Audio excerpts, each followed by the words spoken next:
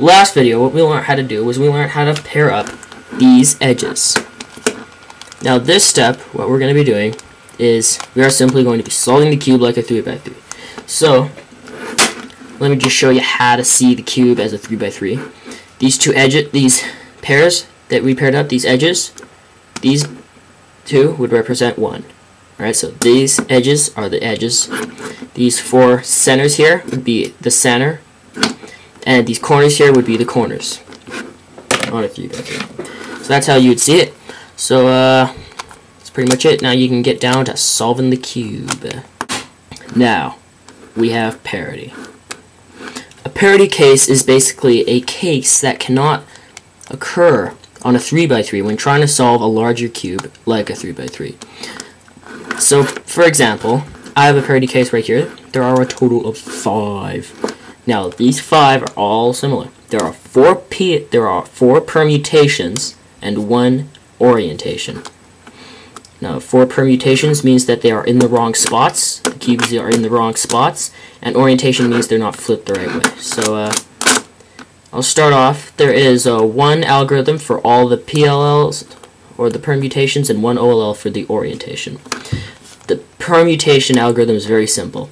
So for this case here, where you have 2 corners flipped like this and all the rest of the cube is solved, what you're going to do is you're going to hold the cube like this so that the 2 corners are in front of you, and you're going to do the following algorithm.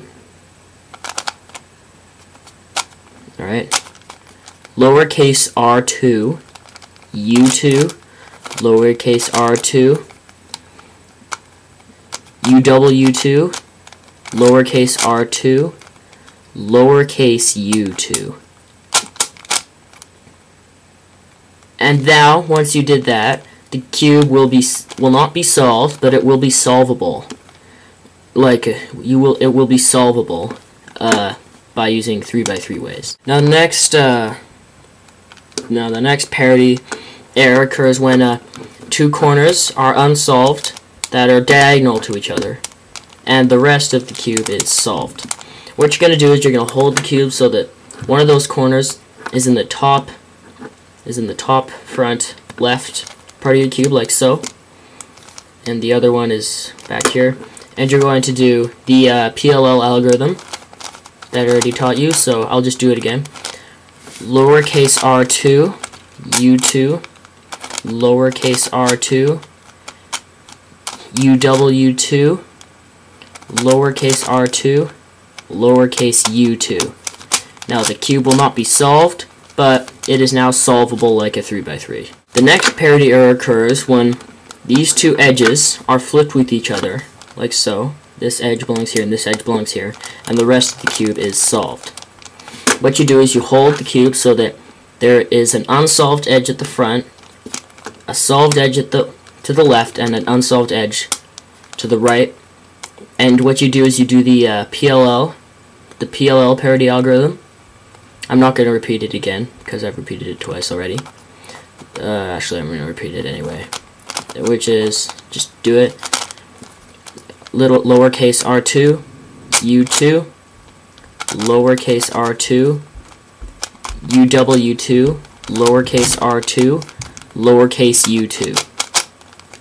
And once you do this, the cube will be solvable like a 3x3. Now this last permutation parity occurs when 2 edges are unsolved that are opposite to each other. So one here, one here. What you do is you hold one of the unsolved edges as your front, and you just do the PLL, the permutation algorithm.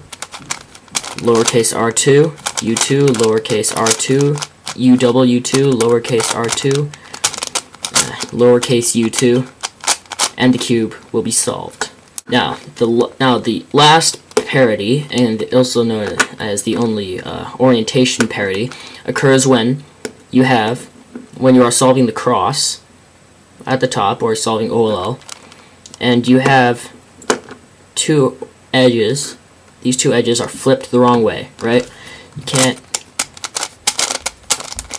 get this edge oriented. That means that you have a parity.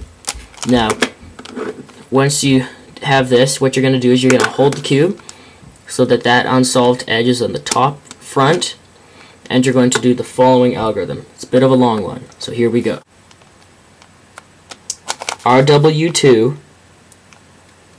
B2, U2, LW, U2, R prime W, U2, RW, U2, F2, L prime W, nope, RW, sorry, F2, R prime W, B2, R2, and that edge should be flipped. Alright, that's pretty much all you have to know to solve the 4x4. And that's how you solve the 4x4 Rubik's Cube. Yay! If you have any questions, please just comment or PM, personal message, email me if you want to. Video responses, they all work. Don't forget to rate, comment, and subscribe. It'd be greatly appreciated if you did. And until next time.